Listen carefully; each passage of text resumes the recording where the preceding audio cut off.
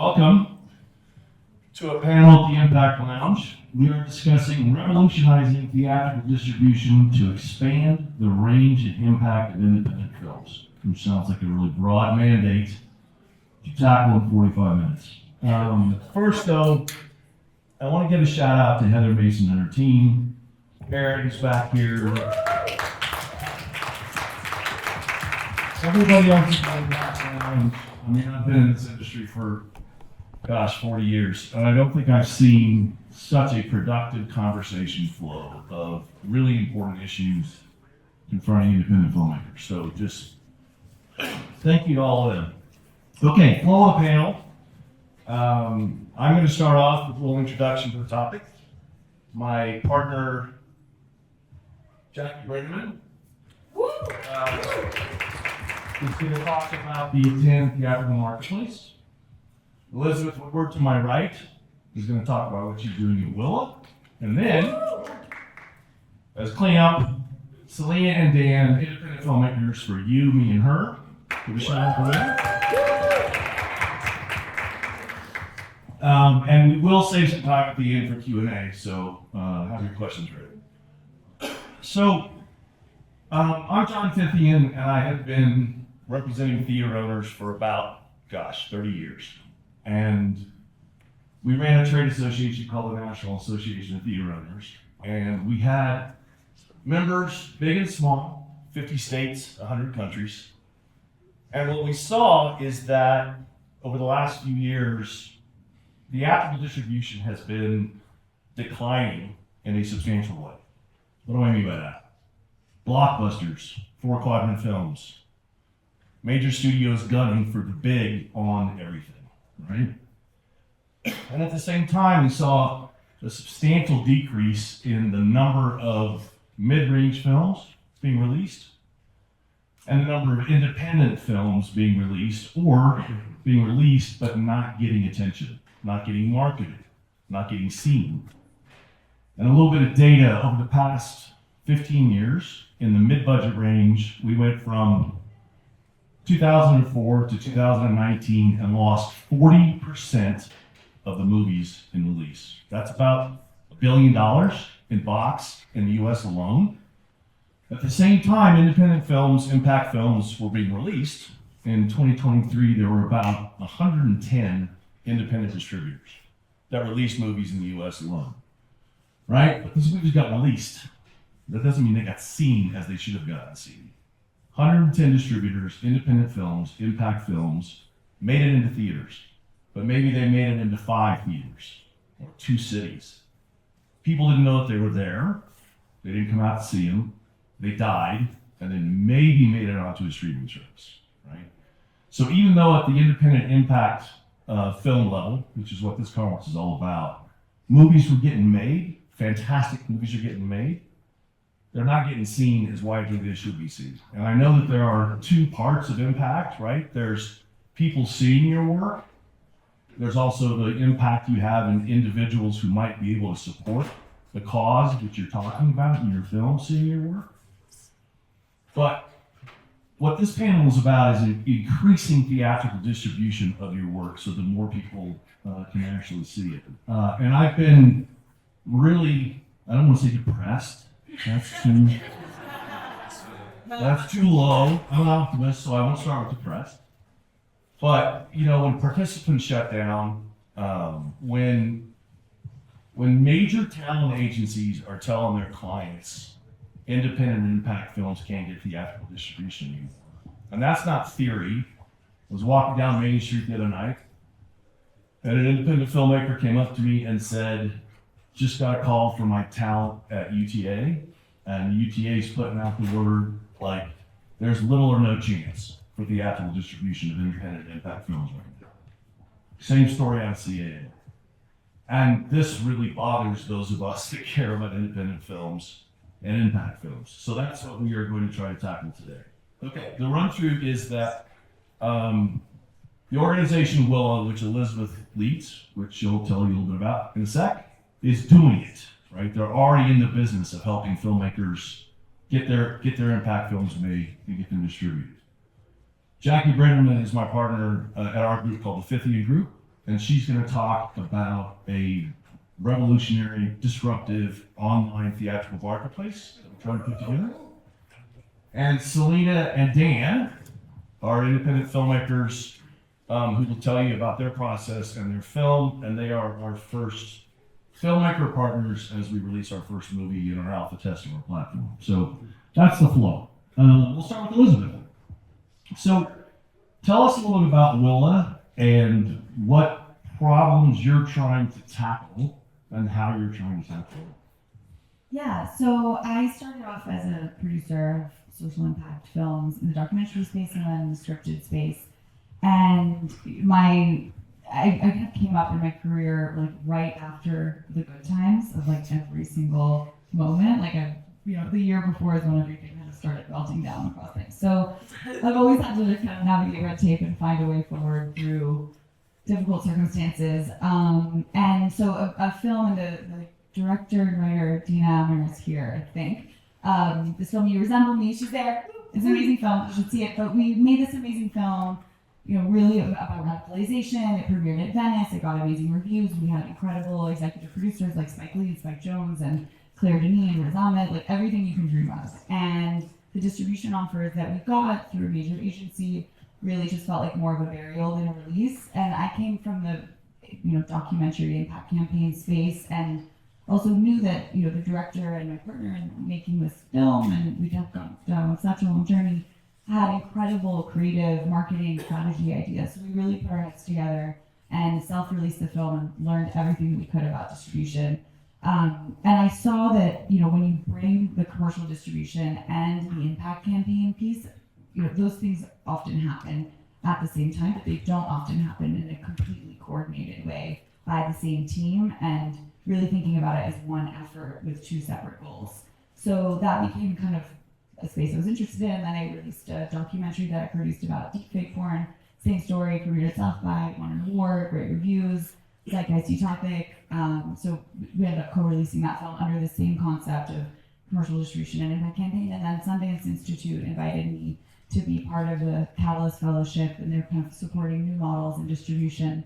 So essentially, as a company, we have a hybrid structure. There's the production side and the distribution side, but on the distribution side, we have kind of a nuanced definition of ROI. So when we're looking at what we're going to spend on acquiring film or on the kind of release, there's spending money to try and make money, and then there's spending money to try and make an impact, and really defining the return on the investment in those separate ways. So it means that we could bring films into theaters, and a film we just released called La Cocina by a Mexican director. Yeah, amazing film. Alonso Ruiz Palacios was nominated for 2 Independent Spirit Awards, but we partnered with a national organization called One Fair Wage that's working to repeal the sub-minimum wage for restaurant workers. And our entire theatrical tour became an impact screening tour. And we did some really interesting things around, just access and pricing and, timing, and also experimentation is a big part of that. And also what philanthropy can help support in the independent space. So yeah. So Elizabeth, what advice do you have to filmmakers who are starting out on a particular film project in terms of when they start looking to raise money, when they start looking at their journey of that project? We found that there's so many talented filmmakers that know how to write, direct, and produce a really important independent film or an impact film. And that's what they think their job is, right? To you, does their journey continue beyond that, right? Should they be thinking about distribution and marketing and everything that comes after making their film at the very beginning? And when you give advice to filmmakers that you're working with, do you talk about the full process of the journey of the project and not just the creative part? Yeah, I think we're at a time where filmmakers need to be more empowered, but there's also this kind of education gap. Like when I was in a space that needed to learn about distribution, I had to read everything I could find online and watch YouTube panels. So, there's a huge burden of needing to do all this work and learn all this work, and I don't think that that's necessarily the only solution. I see it as different paths. And our approach at Willa is, we're not putting the responsibility on filmmakers, but we are involving them in the process. So we have a kind of crash course on distribution where we're, spending a couple of days, it's not months, really kind of debriefing. What is distribution? What are the windows? How does all of this work? what are some guerrilla versions of things that people have done, so that we can have a meeting place to then talk about deconstructing the traditional ways of doing things or really customizing something, and we pay the filmmakers a stipend for that time, which is about a week of work. So the hope with that is that they'll leave much more empowered to either work with a bigger distributor, be able to plan a self-release. So it depends on your project. I don't think everyone needs to have that burden, but if it feels like part of the process is exciting, it can also be a way to think creatively about fundraising. There's a friend of mine who runs a great fiscal sponsor organization called Entertainment to Affect Change, who was the MC the other day, said, you could go to a foundation and say, hey, I'm planning this amazing impact campaign as a filmmaker about whatever issue, but in order to do the impact campaign, we need a film. So will you fund that? So there's ways to think about it creatively. And last question for you before we go to Jackie, because this panel is about theatrical distribution. When you're talking to impact filmmakers, what kind of impact are you trying to have with theatrical distribution? Because I know that can come in many different forms. Yeah, I think it's multiple definitions. I mean, going back to your Zumblebee days, one of the elements, that felt like burial there was the issues at the heart of the film that, were the reason why part of the reason why we raised money for this film in the first place was getting the story out into the world. And it wasn't a film that had celebrities in it. It wasn't this major commercial prospect from the beginning. And the other piece is, on the impact side, is really launching a filmmaker's career so that they can go on to make more films about important issues and stories, because otherwise, if your first film doesn't get out there in the right way, you're completely cut off at the starting gate. And theatrical, there's so many studies like Carrie Putnam's study and the work of Barbara Twist at the Film Festival Alliance that theatrical is the biggest driver of downstream revenue and awareness of films. So it's really, really important. All right. Jackie, tell us about Attend. What problems are we trying to tackle with Attend, and how is Attend going to help address those problems? What a meaty question. So, look, in the theatrical space, billions of dollars have been spent by the major suppliers, of which there are 5, pushing people to change their behavior and not go to the theaters. Billions of dollars have been spent basically validating random surveys of millennials or Gen Z people that say that they don't want to go to the movies as often, and deciding that means we should put billions more dollars into preventing them from ever going, making sure they never see anything in the theater. But the funny thing is, right, as Elizabeth just said, people don't want to watch a movie at home unless they've heard of it, and they don't hear about it unless it's been in the theater, right? So, but most of the people are thinking, I'm just going to wait to watch it on streaming where it's free. So we have the same product offered in 2 markets at 2 wildly different price points because we barely have windows anymore. And we wonder why people are not going to see independent film and they're only going to see big blockbusters on IMAX screens. We have to put a concerted effort into changing people's behavior. Behavior is elastic. It is not fixed in time. We all know that. We all were wearing masks all day, every day, and thought that was our future forever. And we've all just pretended that never happened. So we all can change our behavior very fast. So what we're trying to do is be the change. The internet has not reached cinema. If you want to use any other kind of industry that has unused inventory, hotels, airports, whatever it is, you can find the right kind of seat, the right kind of route, the right kind of plane at the right kind of price for you. There are very complicated algorithms. All of those businesses share into that. And as a result, their seats are filled, customers are happy, and they're getting what they want. Why are we not doing that for the cinema industry? Right now, if you want to book a film, first of all, you have to be old and white. Second of all, you have to know the 40 other old white guys that make all of the decisions and be friends with them and go golfing with them at, by the way, men's only golf clubs. And so it's no wonder. And then, by the way, then those decisions are made in spreadsheets. And that information is shared with no one, and no one is learning from anything. And decisions are justified by looking at comps. So a movie that played well in this market, only similar movies are allowed to play in that market, which means that we are always looking backward and never trying to grow audiences and move forward. That is a big set of problems to change, but actually very simple to change. And you change it through democracy and transparency and competition. So we're creating a marketplace called Attend. And Attend attempts to, starting in the United States and Australia and then the world, put all the movie theaters right there. Every movie theater is right there in the system. Filmmakers who believe that they can make it theatrically can try to match the theater with their movie. You put in all of your information, you have all the theater information, and you have a shared database that includes who goes to the movies, but also who lives near the theaters that's not going to the movies, who is your potential audience. Because filmmakers working together with exhibitors can actually grow their businesses. I believe that. I've seen it happen. I have lots of case studies on it. You can grow audiences. It just takes some effort. Filmmakers are creative. We want to make things affordable. We want to make things accessible. And we want to allow for innovation, for learning, and for change. So, yeah, you can see why I created a partnership with you.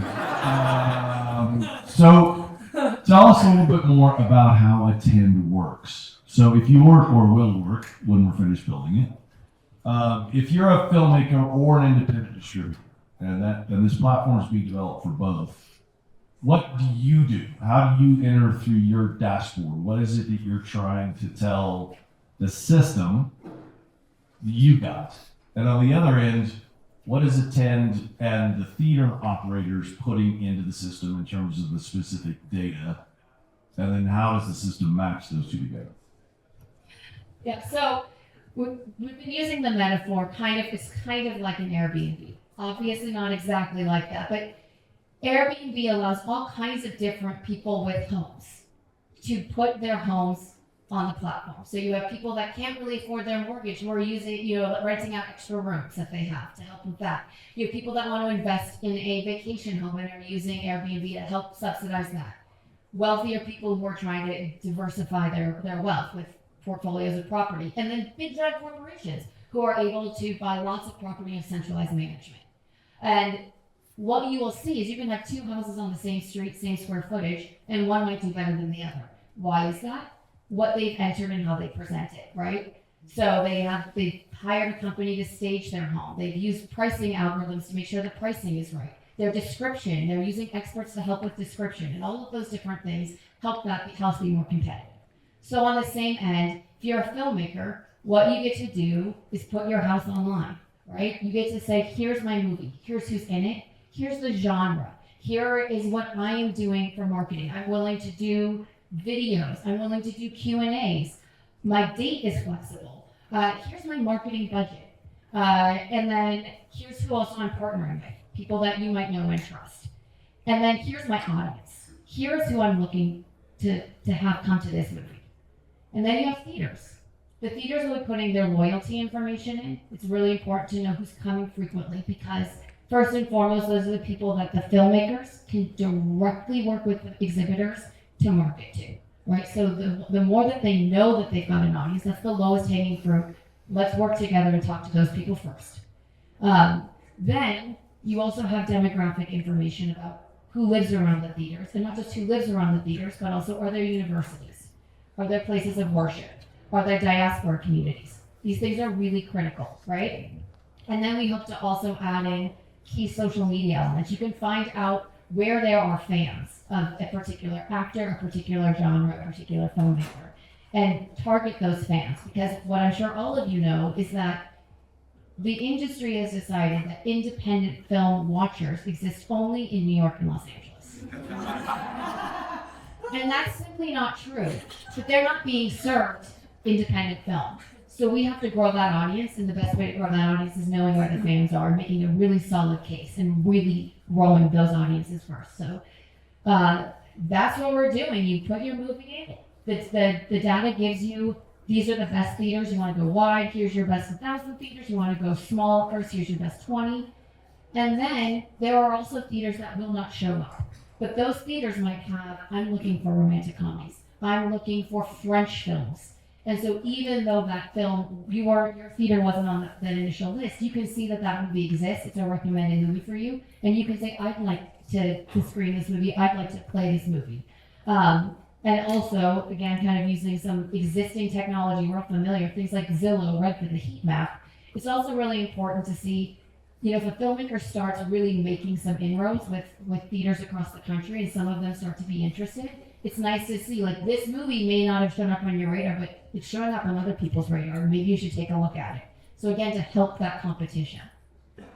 All right, so Jackie and I have a third partner. His name's Patrick Corcoran. He's out here somewhere. He has a flyer that describes what Jackie just talked about with all of our emails on it. If you guys want to follow up with us and talk Maybe about put them on everyone's seats. Oh, they're on everyone's seats. Okay, so that flyer has all three of our emails. You want to talk about what Attend's doing, send us an email. We'll connect. But here's this caution.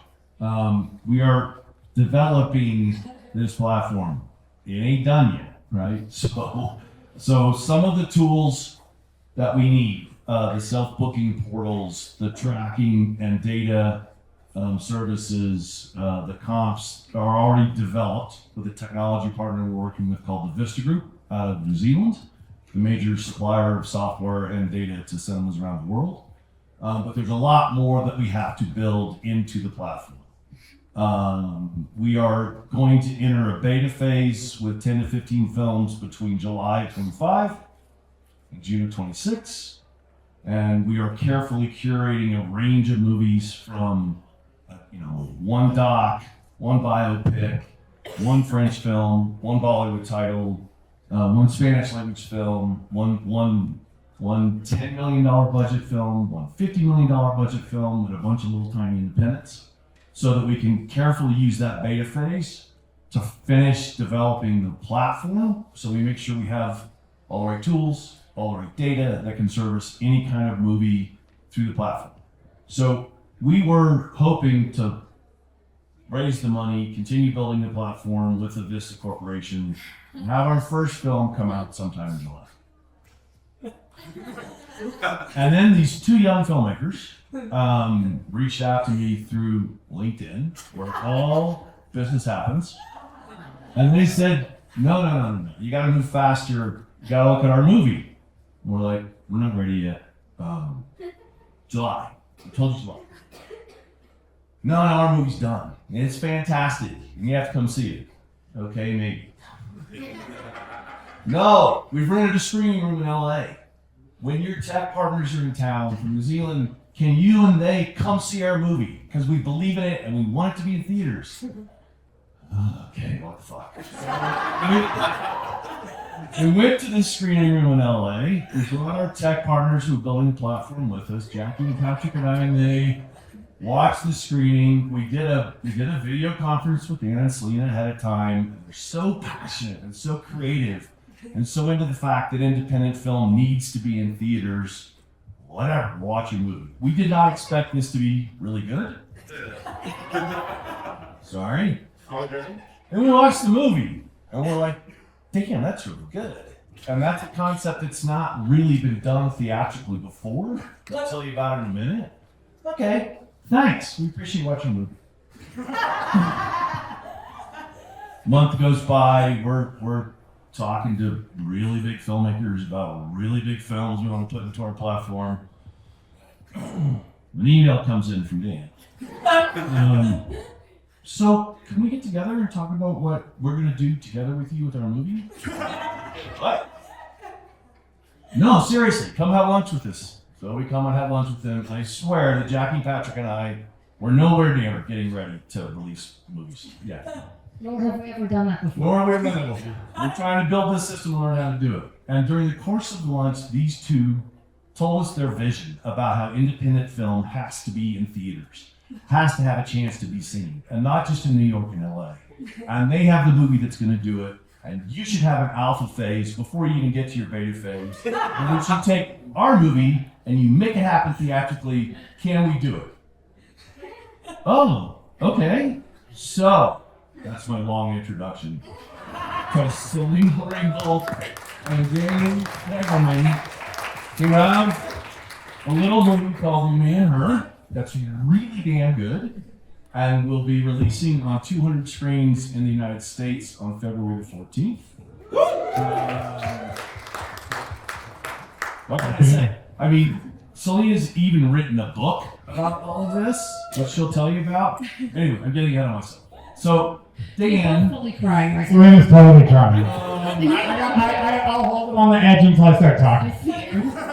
Like, passionate independent filmmakers, I cannot, whatever. So, Dan, this is not your first film. You guys made a couple other films. This is our third film. Tell us about the other films in the process and why you wanted to do something different with this. So let me give just a real quick summary.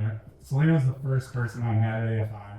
She was beautiful. We connected immediately. We started working together 6 months later. They told us not to because they're like, this is the most intense program. Don't do that. Right after school, we moved in together and started a production company. And I always thought this was a fucking business, you know? So like, we were treating it that way. We were the everything company as creators, and we wanted to make our first feature. And we really enjoyed rom-coms, and we had just gotten married, so we wanted to tell a story about that. So we did, super low budget, but we went to regional festivals, and it went well. And we got a sales agent, and we sold to 60 countries. We had Samuel Goldwyn do our digital distribution in the US, but we didn't really see a return on that. So that was really interesting. And a little return, I'm not gonna lie. But and then so our second film kind of merged this creator world with trying to make movies with like a capital M, because my wife was pregnant at the time, and we decided to boyhood the pregnancy. So what I mean by that is we filmed a fictional film once a month during the pregnancy. 3 months in, COVID hit. And so we're like, fucking A, what are we gonna do? We're locked in our apartment, we don't have a crew, let's just keep shooting. So it was a choose your own adventure. We shot the film once a month as the world was just going to shit, figuring out what to do. But eventually, we finished the film during the height of COVID. We weren't sure about virtual festivals because we didn't want to like bring the film out to the world that way. So we were also investigating streamers at the time. And we ended up doing a direct sale to HBO Max. And so that was really exciting. Given the nature of this film, we self-financed it and we doubled that investment. We took that and we parlayed that into our next film we started developing, this story, You, Me, and Her. And when we went out pitching, we said we were greenlit because we had this money. And then we had our low, which was this, our medium, and our high. And we got to our high because we were the train and made this happen. So we made the film and we really liked the film, it's good. And so we showed it in a number of festivals and we won a bunch of awards along the way. 15 awards. 100% of them. And yeah, we got reviews along the way of the festivals. And so then I made a trailer of it, and it got 100K views because I integrated the reviews and the awards and everything, and it was a little sparkly. And so then I decided we need to bring this movie to fucking theaters because I had COVID on the day and date screening of Single Mother My Choice. So I never saw that movie in a theater. I don't know how audiences react to it. And I didn't want that again because I think films like this should make an impact. So we were looking at the deals that were on the table, and there were some, but it just didn't feel like the movie was going to make an impact in that way. There was a lot of day and date, there was some theatrical, but it just didn't feel right. So maybe Selina, you want to... Well, so then what happened really quickly was that for Dan's birthday, I let him hang out by himself for 3 days. So we have 2 kids, and he never gets to be alone. And we're a lot, all 3 of us. Anyway, he got 3 days by himself, and he basically came up with an entire pitch deck plan of what we were going to do with our movie. Raise more money for marketing. Which included raising money for marketing, having a theatrical release, figuring out what the promotions would be, figuring out how we find our audience. I mean, it was like, I was like, oh, should he just live by himself? No. Anyway, it was pretty incredible. And when he came up to me with the plan, he was like, this is what we're going to do. And I was like, well, how are we going to do this? We just raised money to make the movie. We just spent all the money making it. We just like, oh, are you saying we need to start all over again? And he was like, yeah. I don't think we had a choice, honestly. Yeah. Yeah. Anyway, long story short, Dan has always been very curious about what other people are doing and how people are growing and what people are trying to innovate. So he had already captured that John and his team were building something. So he was like, I want to know what they're building because I think that the future of film needs to be different. And we need to be partnered with people who can see the value in that future of film. Because the way it's currently working has a lot of cracks, and I feel like there's something better out there. So, so he sent him that message on LinkedIn, and the rest was history. All right, so follow up with him. Oh my God! So we've got 3 little videos that I want Selina to talk about really quickly before we go to audience Q&A, because part of our theory in building Attend is that we need filmmaker and independent distributor involvement, not just in making their movie, but in helping us distribute and market their movie. And you gotta really get engaged in how to market it. So 3 really interesting ideas of how to promote a movie. Let's hit the first video if we can. 042.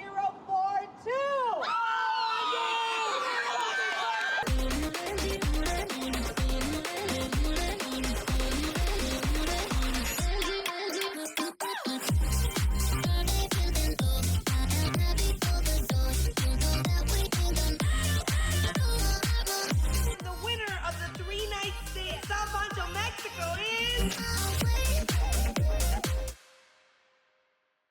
Okay, Selina, briefly explain. Okay, so one of the things that we've done is we have partnered with 15, actually 20 now, 20 brands from across different things that authentically integrate with what our movie is. And one of the things that we really wanted to do was eventize the theatrical experience. So we have Lalo Tequila, that's an amazing tequila company. We have Zomos Mezcal. We have The Pleasure Chest, which is sex toy store, but that thematically aligns with our movie. We have hotel partners. We'll talk about that in a minute. But basically what we wanted to do was create more than just a movie, an experience. And we thought, what better way to do that than to go to brands that already have, what they're looking to do and what their alignment is as a company, and they have money and they want to be a part of something cool. And so let's try to partner with them. This took thousands of emails, by the way. So don't think that this is like easy, but it doesn't mean that you shouldn't do it. Nothing's easy. You should do it anyway if you care. But I'll keep talking Second about clip.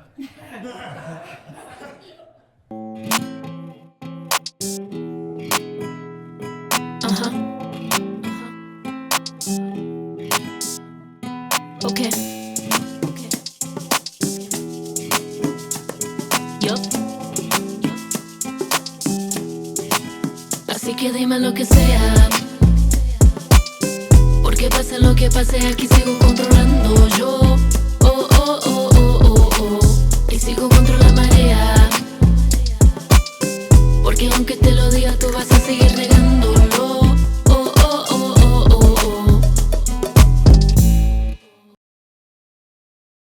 We also created curated boxes for 250 influencers that we have now partnered with to open. So we use the brand partnerships. We asked them to give us stuff for the boxes. Then we created boxes that thematically aligned with the film. Then we did another batch of research. This was like tens of thousands of emails. And figured out who we thought would be a good audience, influencer, engagement community. We have micro influencers up to, I think our biggest influencer has 11 million followers on Instagram. We basically emailed them, we DM'd them, we texted them, we did everything we could to build up this list and said, we want to send you something. We actually don't have money to pay you. We can't pay any of you, but we have a gift. Would you like the gift? Okay, great. So send me your address. I'll send you a gift, but I really, really need some help. Is there any chance you could post a story? Is there any chance you could repost our trailer?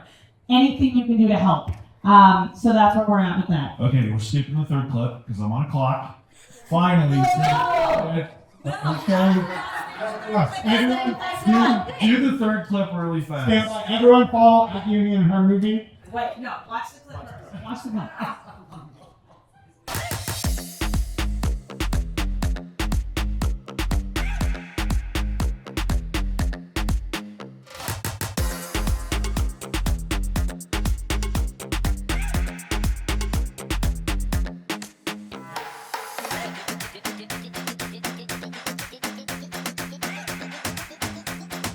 Uno, dos, tres, go.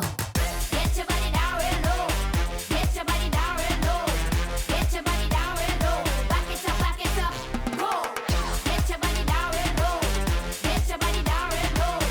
Get your body down real low. Pump, pump, pump, pump, pump, pump, go. Follow us at Union and her, and you can win a trip to Mexico. Her movie. You and her movie. We are giving away trips to Mexico. This is not a joke. We partnered with Imanta Resorts with the W in Punta Mita. Do you guys understand what a big deal that is? The W in Punta Mita with the Riviera Nayarit government. We have partnered with Casa Selva, and we are giving away 3 couples a trip to Mexico. Can you see how he blow us away, man?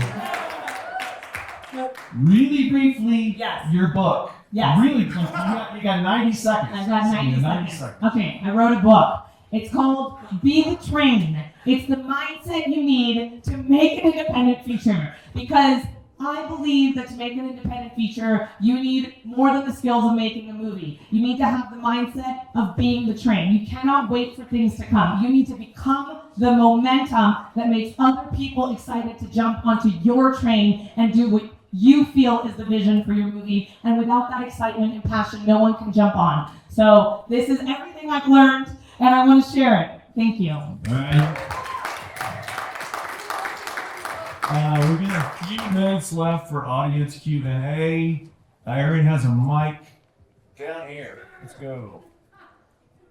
Hi. Thank you so much all for sharing your insights. I have like a quick question. I guess it might get complicated, but mostly for Jackie. Can you talk about the revenue model to the platform that you're building? Because I'm a graduate student at the University of Florida, specifically interested in distribution, and I want to go into legacy media distribution. But I also know that in my career, I want to uplift independent film. It always comes back to like, how do I justify it to the boss? So can you talk a little bit about revenue models and like what it is that how it is that the platform's going to make money? Yeah, so a couple of things. So one is the way to save money for all of our partners, right? Which is that if you're an independent filmmaker and you're trying to build everything from the beginning, the costs are going to be really high because you don't get a bulk value. So first and foremost, we're trying to be able to, not first and foremost, one of the things we're doing is trying to partner with all of the key third parties to attend partners and therefore support all of the filmmakers that come through and share that kind of discount. Another thing is, what does distribution mean, right? What we are doing is connecting films with theaters. That part right now is very, very time intensive, people intensive, and expensive for no reason, and does not benefit from shared data. We are taking that piece, and we think that we can take that piece and serve the whole industry, legacy media down to independent filmmakers, for 11% of the filmmaker's share of the box office. So much, much less than if you're just working with a traditional distributor. Now there's other costs associated, right? You have to, raise money to do the marketing, but we think by saving on that people-heavy distribution piece, more of the money can go to what really matters, which is getting to audiences.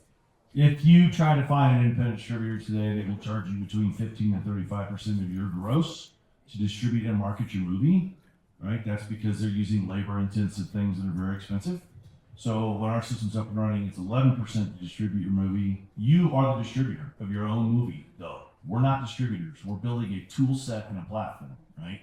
So you maintain the IP rights in your own movie, or if you're an independent distributor, you can do a whole lot more by using our toolkit to distribute more movies at lower cost, so you can dedicate the rest of your time, budget, to marketing it better, to strategizing it better, instead of worrying about all the labor-intensive distribution. And on that, one of our central theses is that we can also make films more money and therefore the distributors or filmmakers more money by giving them a wider release than they normally would have.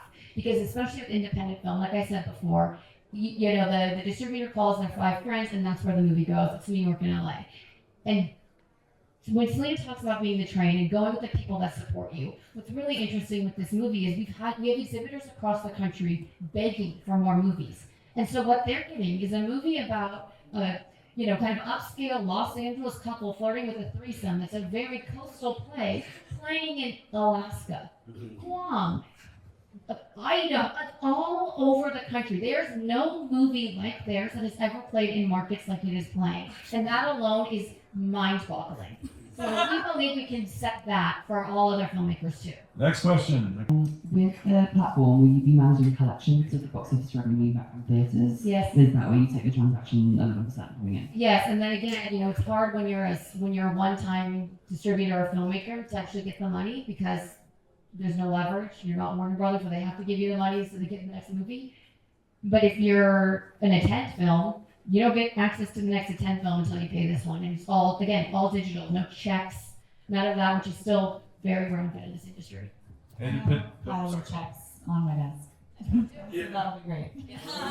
When we first Zoomed with Elizabeth about this, she actually took the camera and showed the stack of checks on her desk as an independent distributor, and that's part of what our tool sets helps to get rid of. Right? There shouldn't be any checks. There shouldn't be any mail invoices. There shouldn't be any email invoices. It should all be connected through the internet platform to do it all automatically. And also the online platform connects you, the independent filmmaker, or you, the independent distributor, with all the third parties you need to work with. So DCP delivery. There's a way to API straight into Deluxe, Metamedia, and CubeWire to get your DCPs made and delivered. One Sheets. There's an API being developed straight through the company that makes One Sheets and shows how to deliver them. Digital asset storage. We're working with digital asset companies for in-theater marketing, API straight to them.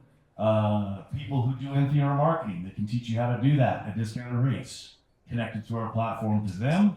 And then we're negotiating bulk rates with all of them, right? If you're an independent filmmaker or distributor today, you go to Deluxe, I need 50 DCPs delivered to these theaters. It's going to cost you between $80 and $100 a theater. We're going to get them down to around $40 or $45 per theater.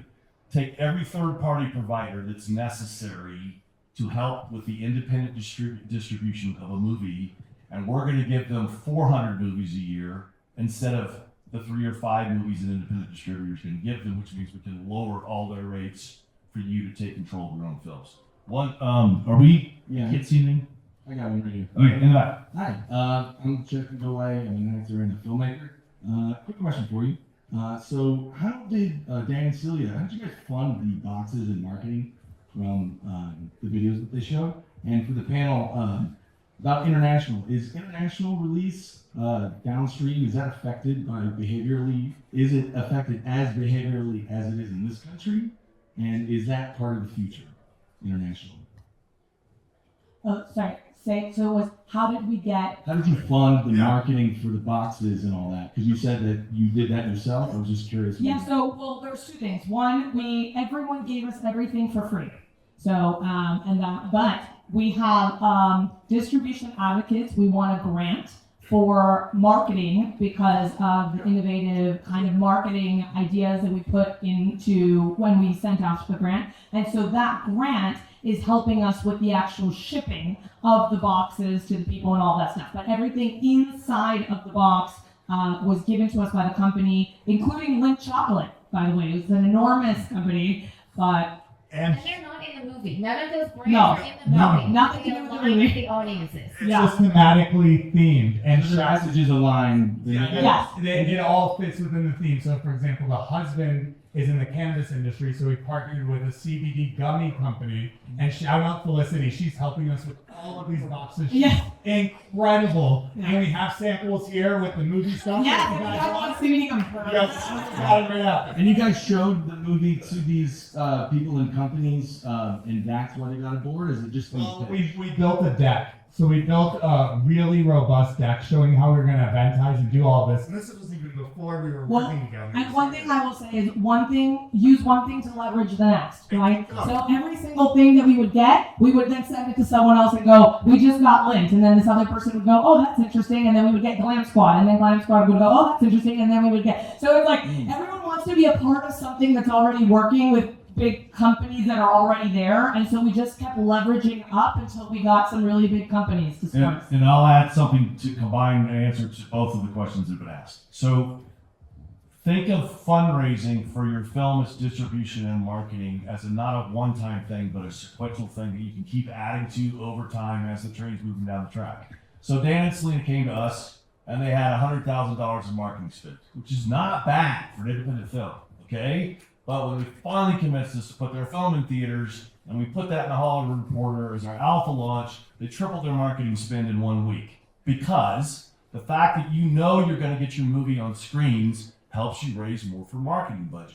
And you can keep going sequentially, right? So we're working with other filmmakers for our beta phase where they got money to produce their movie, but they don't have money to market their movie. And so we said to them, go sell off your theatrical distribution rights. Leave us, US and Australia, but go sell off your theatrical distribution rights elsewhere. Use that to build your marketing fund to self-distribute in the US and Australia. Or go sell your streaming rights. Use that to come back in and distribute and market your movie theatrically. These things don't have to happen in the same sequence like they do traditionally in traditional distribution. Use anything you've got going for you to raise money to do something else. Yeah. So, Yeah, sorry. It's like our process was so iterative with financing, and it's looking at that building and building and building and find ways that you can't be stopped. So like we greenlit our movie at a third of the budget, and we just kept going. We said we're gonna make this fucking movie. The other thing I wanted. No. Oh, sorry. One last thing. The most important thing was we set a start date for the movie and we just went for it. What I think is really important through this journey is setting 2 start dates. So I think there's the start date for production, and also you should anticipate and be thinking about the start date for your release and marketing plan. You should build that into your plan from the beginning. Yeah, that's a great idea. And what I was going to say is that we also have raised basically $100,000 of in kind. So what that means is we've gotten like $100,000 of free shit. So just think about that as well when you're thinking about your marketing for your movie.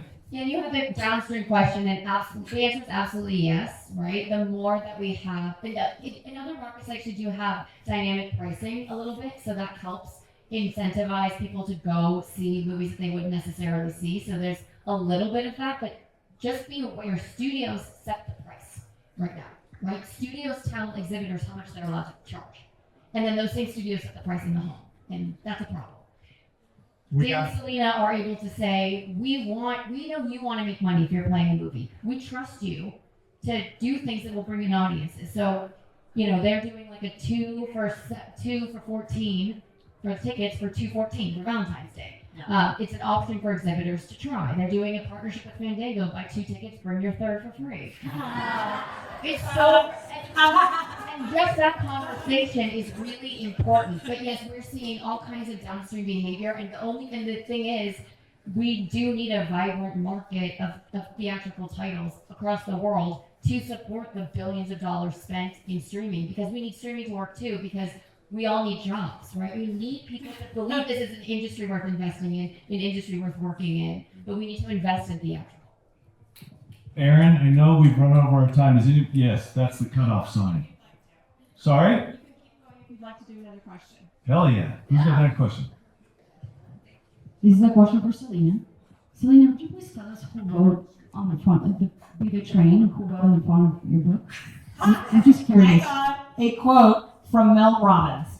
It says, "This book will ignite the fire within you." That was also a cold email, just so you guys know, that she actually read the book and gave me a quote. And then the other quote I got was from John Fithian for the back of the book. Yeah, when she got Mel, she bumped me off the back. Bumped me on the back of the book. Talk to her.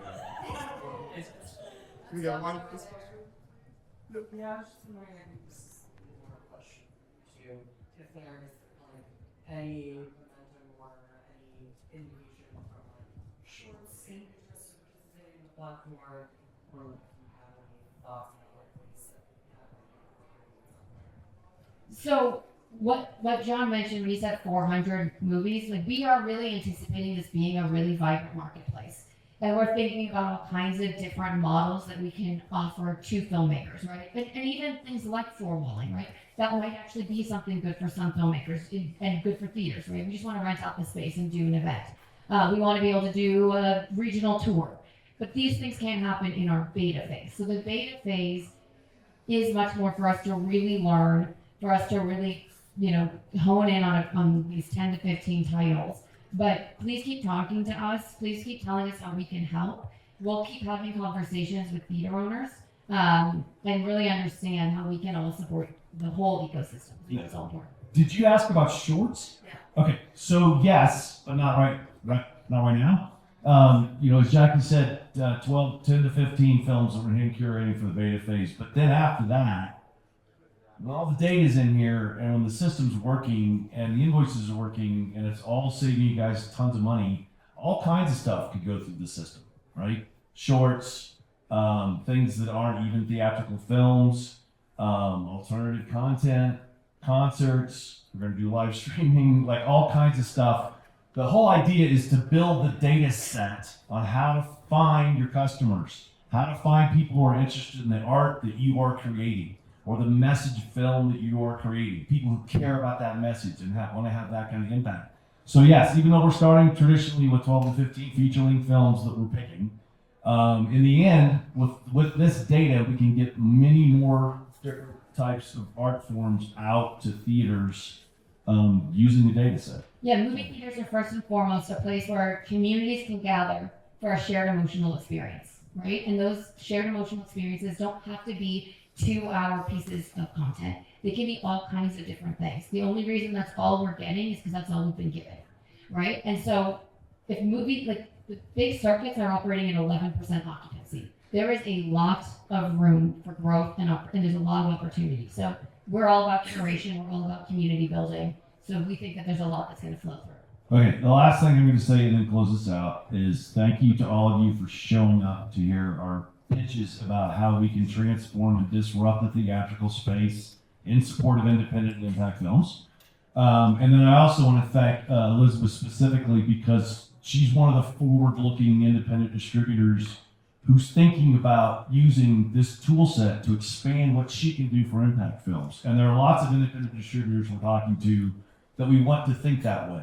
You guys know what you want to do with your films. You guys know where they should go. You guys know how they should probably be marketed, but you're stuck with checks stacked on top of your desk. So what we're trying to do is allow genius people like Elizabeth who know how to find good filmmakers who can make good impact films, use her expertise to get your film out better instead of dealing with all those checks on her desk. Okay, thank you all very much for coming.